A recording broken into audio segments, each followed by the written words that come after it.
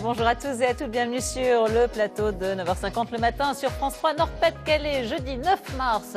Vous êtes bien installés chez vous, c'est parti pour 52 minutes de bonnes infos dans votre région. Ils seront bien sûr là pour nous accompagner également tout au long de l'émission. Virginie Demange et Jean-Marie Barfetti, on va aller les retrouver. Ils sont près de Arras à Anzin, Saint-Aubin. Bonjour Virginie.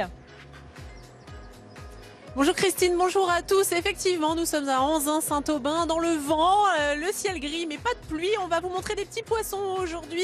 Regardez ça, ce sont des ombles chevaliers. Mais la spécialité de la pisciculture où nous nous trouvons, ce sont les truites arc-en-ciel. On va vous expliquer comment elles sont élevées, des œufs jusqu'au filet de truites fumées dans votre assiette, tout au long de l'émission. La thématique des poissons, ça fait partie aussi des collections de timbres.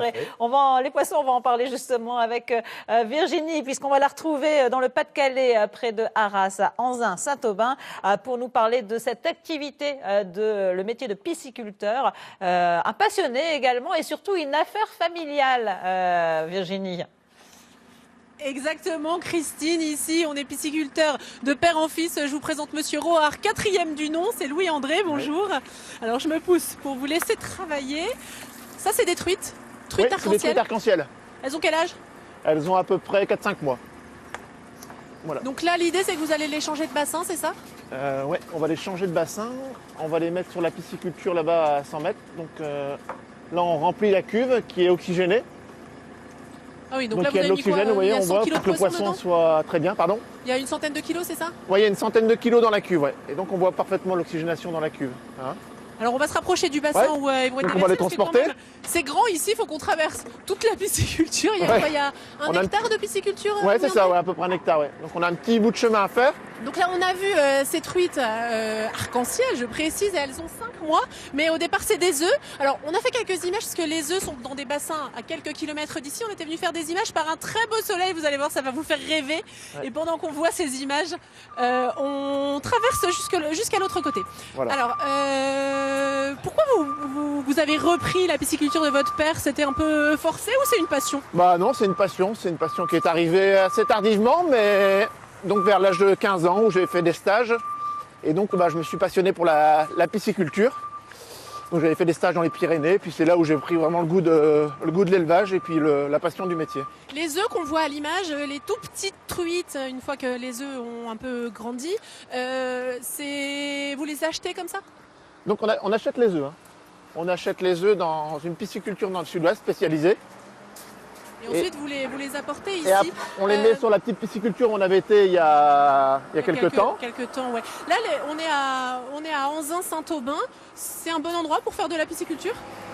C'est un bon endroit, oui. Enfin, on est maintenant proche de la ville parce que petit à petit, forcément, ça s'est construit. Mais sinon, c'est un bon endroit d'un point de vue du positionnement géographique. Même la météo, ça va, ça le fait, c'est pas trop dur.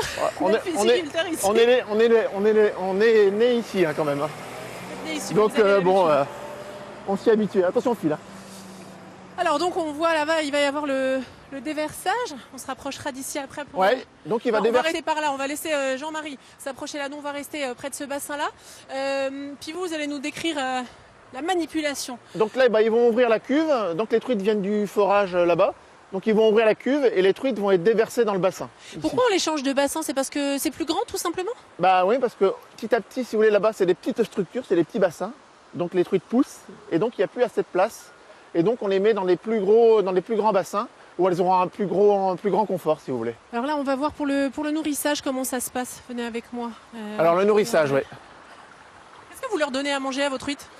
Alors, donc c'est de la farine de poisson, huile de poisson et puis après c'est des protéines végétales.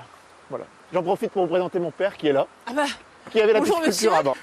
Bonjour Monsieur Rohard, 3e du nom du coup quand on vous a dit que c'était familial. Ça va? Ça va, très bien. Débrouille bien votre fils? Comment? Débrouille bien votre fils? Oui, très bien, pas de problème. C'est dur le métier de pisciculteur?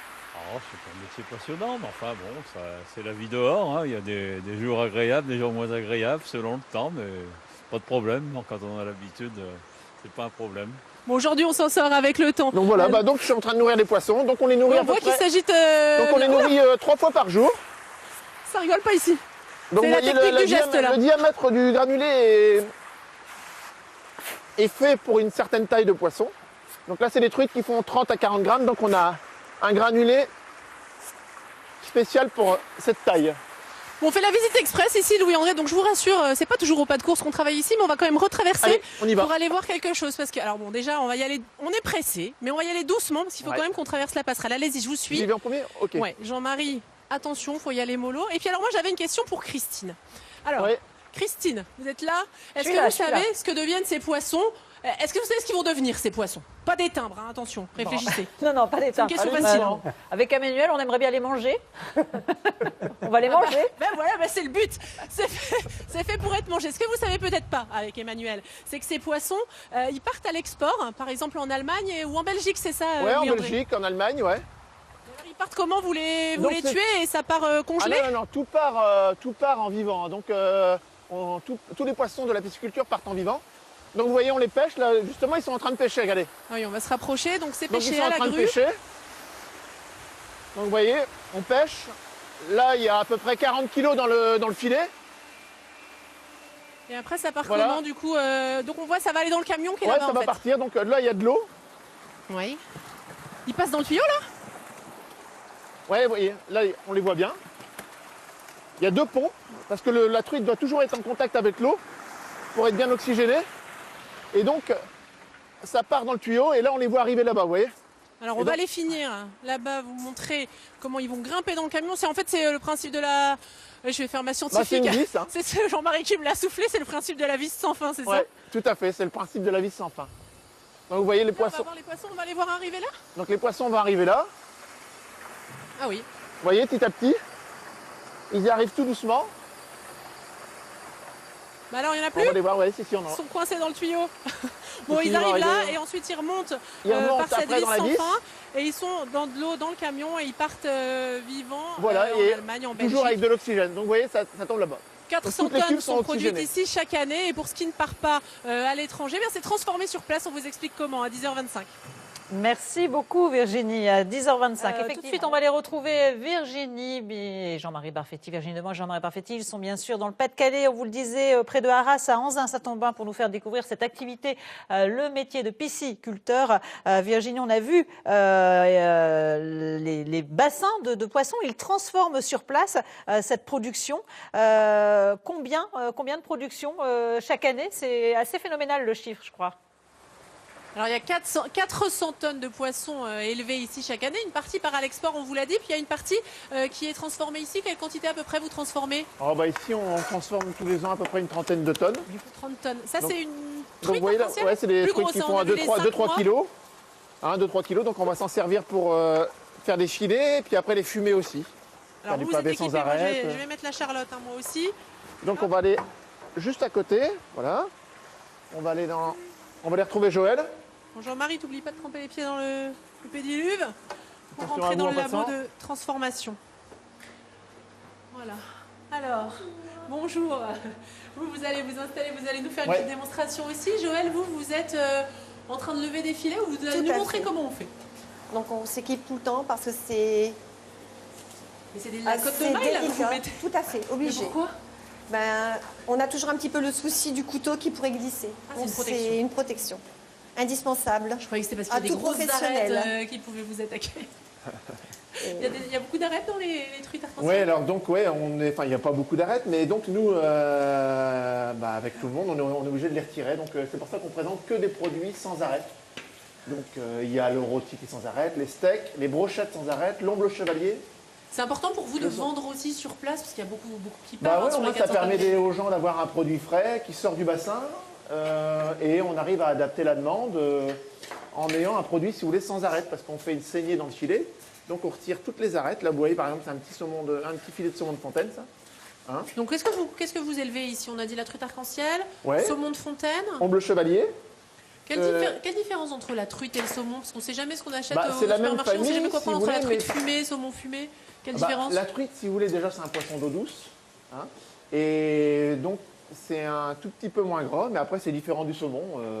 Et donc, ça permet par contre d'avoir un produit local qu'on fume sur place, si vous voulez. Alors on Tout va est voir fait tout à de A l'heure à comment Z. c'est fumé. Est-ce que Joël, elle s'attaque au poisson? Ah oui, alors là, on coupe la tête. Est-ce qu'on peut faire ça à la maison? On achète le Tout poisson à tout fait. fait, on le fait soi-même? On s'équipe d'une fourchette plutôt que d'une fourchette professionnelle. Mais le couteau, une fois bien aiguisé, un peu flexible, c'est parfait pour travailler les filets. Il faut avoir le bon équipement en fait. Tout à fait. Le coup de main aussi un petit peu. Avec l'expérience, c'est certain, mais si on s'applique, on peut réussir. Alors, juste des petites idées comme ça pour nos téléspectateurs, parce qu'on pense souvent truite fumée, mais on peut faire des tas de choses avec la truite. Là, vous êtes en train de monter une brochette. Bah oui, les Alors, brochettes, là, à l'approche de l'été et tout, on fait pas mal de brochettes, donc au barbecue, Qu'est-ce au qu'on met grill. dessus là? Donc on met toujours des oignons, tomates et poivrons aussi. Hein, là, les poivrons, on n'en a pas, donc on a mis quelques tomates et puis des beaux petits oignons rouges. Et donc ça au grill et puis au barbecue. Combien de temps la cuisson? Parce que c'est pareil, est-ce qu'il faut le laisser un peu cru à cœur? Ouais, Est-ce qu'il faut le justement. cuire bien? Ouais. Avec Une Joël, moyenne de 15 minutes, c'est très très bien. 7 minutes d'un côté, 7 minutes de l'autre, c'est parfait. Au barbecue, là, vous Au parlez. barbecue. On peut les faire mariner un peu dans du citron. Et Ouais. si on aime, par exemple, gingembre, c'est très bien. Alors Joël, on va vous laisser emmener quelques filets de l'autre côté parce qu'on Tout à voudrait aller fait. voir à quoi ressemble le four pendant que vous avez tout éteint là. pardon. C'est tout Ah, éteint. une petite coupe On va de sel, rallumer. voilà. Juste un mot pendant que Joël part de l'autre côté. Vous faites aussi des Ouais, rôtis. Des rôtis, ouais, tout à l'heure, rôtis Joël et de poisson, Blandine ont fait des n'imagine rôtis. pas. On va laisser passer Joël parce que sinon Ouais. on n'aura pas le temps Hop. de montrer le four. Allez-y, Voilà. Joël. Et donc, quand on fait son rôti soi-même, la petite astuce, c'est de bien mettre les ficelles comme ça, de ne pas faire tout le tour, comme ça, quand on découpe. Tout à fait. Et on Allez, n'est pas eu. Voilà. On va rejoindre Joël de l'autre côté Allez-y. pour le salage. Donc, vous fumez votre truite vous-même Oui, on sur sale nous-mêmes, place. donc à sec.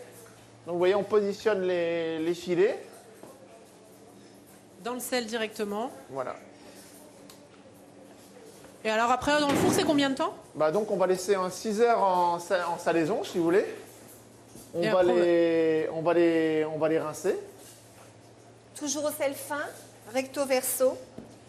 Merci beaucoup. Merci Joël, merci Louis-André pour cette visite express. Le four, on vous le montre comme... Bah, allez-y Joël. On va les Allez-y, mettre dans le Joël. four, on va finir comme ça. Et puis, qu'il comme est ça, moi, j'en possible. profite Et pour donc vous dire après, que demain, on vous bien retrouvera sûr, en on aura direct. rincé les filets et on enfourne dans le fumoir, dans notre fumoir. Merci Louis-André. Demain, on sera en direct de Coudekerque-Branche avec un club de modélisme et puis une expo consacrée au train. Rien à voir. J'aurai pas la Charlotte demain. Ce sera différent. À demain. Et vous êtes très bien, Virginie. En tout cas, ça nous donne faim, hein, vos préparations là. Merci beaucoup. À demain. C'est la fin de cette émission. Merci à tous et à toutes de l'avoir suivi. Merci aux équipes techniques. On se retrouve demain, même heure, même lieu, 9h50 le matin. Bye bye. Profitez bien de votre journée.